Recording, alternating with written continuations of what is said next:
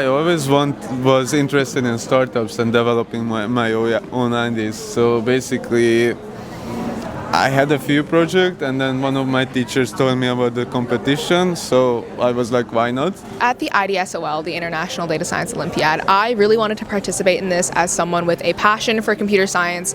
I wanted to see how I would be able to implement both my passion and my different capabilities into a product, which is OxyGuard, an AI prediction system to prevent hypoxemia. I was able to create a prototype on Xcode, which demonstrated the core fundamentals of a lot of different data science and AI concepts, such as long short-term memory networks, as well as gradient boosting in our predictive model. And the development of this model, as well as our prototype, really helped me to develop my computer science skills, and also really helped me to rediscover my passion for this subject.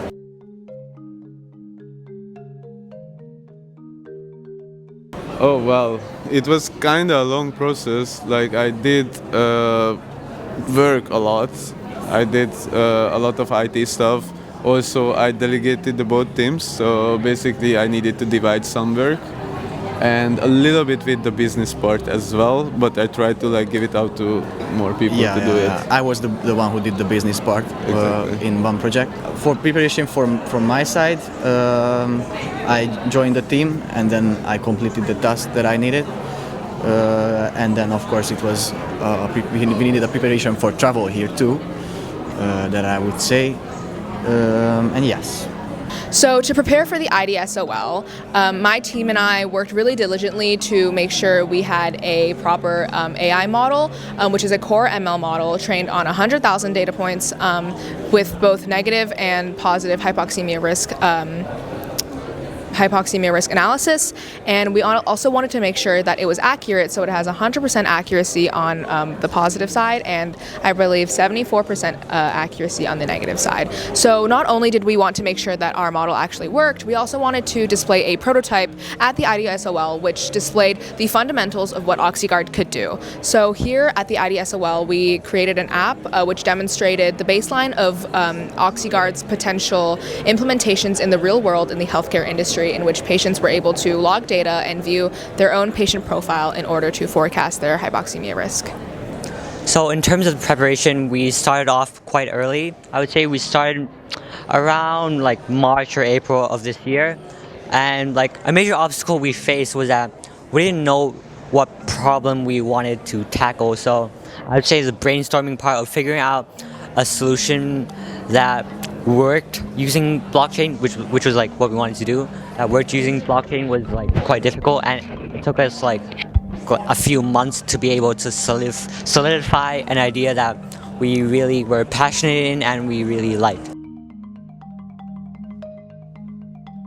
We target SDG 3.4, which is related to patients with chronic conditions as well, because people who have chronic conditions like sleep apnea or COPD are more susceptible to hypoxemia risk and therefore are at risk of worsening health conditions if their hypoxemia is not detected. So OxyGuard's system aims to forecast their hypoxemia risk before it happens, and then provide critical intervention in order to prevent worsening conditions. We are targeting a variety of different SDGs, and the most important SDG I would say is SDG number 13, which is climate action.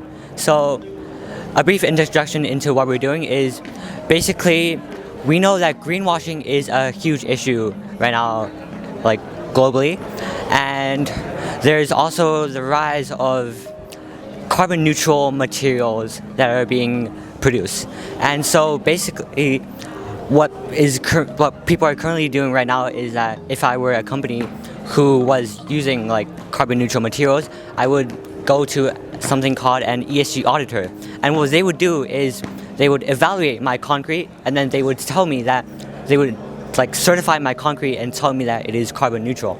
However, there is a huge flaw with these ESG auditors, mainly because they can be corrupt and they can be bribed. A company could just pay these auditors and then they would produce a result that the company would want to see. And therefore, we are targeting this issue.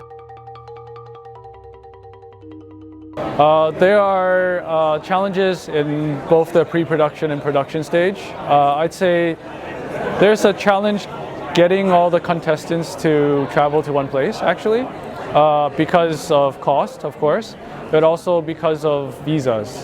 There's actually a lot of countries that need to apply for visas, and the process is not transparent. And even though Hong Kong is supposed to be a pretty open port relatively to the rest of the world, it is still relatively hard to get people to come here easily. In terms of pre-production, the challenge actually is there's a misconception of how difficult a competition is because it's the Olympiads, so people think that it's really hard or something. But I think that speaks more of a confidence issue in the students and their perceived ability to perform or not. So we want to encourage more participation across students of all ages to participate in these competitions because it's a chance for them to learn and also to explore their interests before they enter the workforce.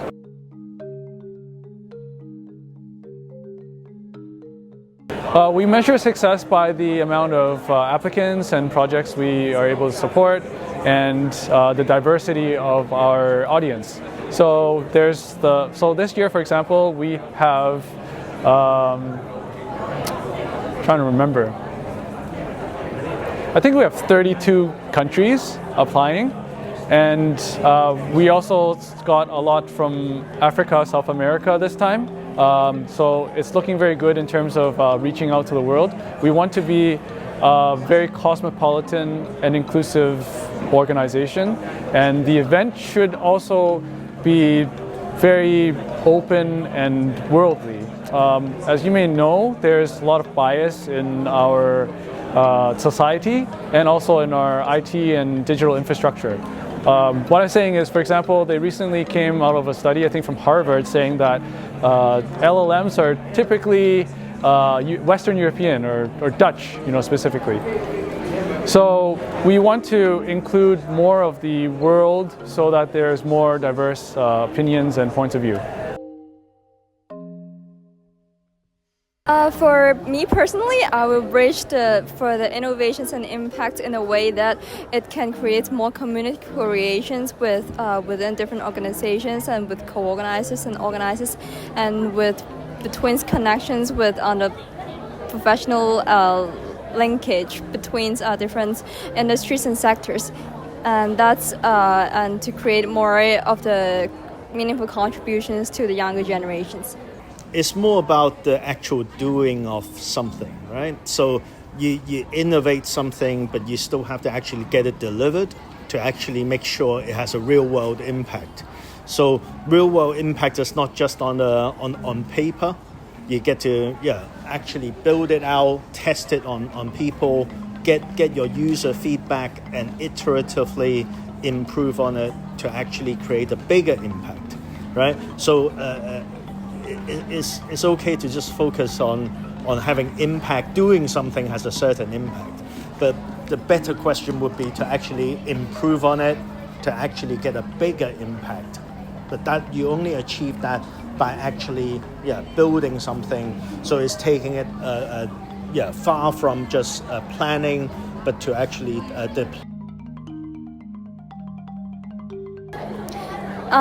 I think that in a way that I think the younger generations, they have the passions and they're showing many of their innovative projects and pitching deck to shows on the booth, and that is a way that is a very meaningful actions to show to the public that they have the passions and that it's being remarked and also published to the public audiences. I think the plans that they are, certainly that there are different categories of what they have done so far. Considering the time that they have spent on it, it's good to have the first stage, right? To actually have a plan in place, to want to do something. That's always a start. But because of maybe time limitations or whatnot, they haven't actually pushed it to delivery. But of course, we have to put it back into the context, right? This is just the first stage of getting yourself into the technology space. But as you do more of it, and as you throw yourself at it, you can actually build something real. But as I was saying, right, the important part is actually to kickstart and participate in these events is good. To participate in these projects, but to actually deliver something is another step up, right? But with the power of AI and everything, with the cost of actually just a computer, just some internet connection, you can actually do something. You can actually build some real impactful solutions to the world.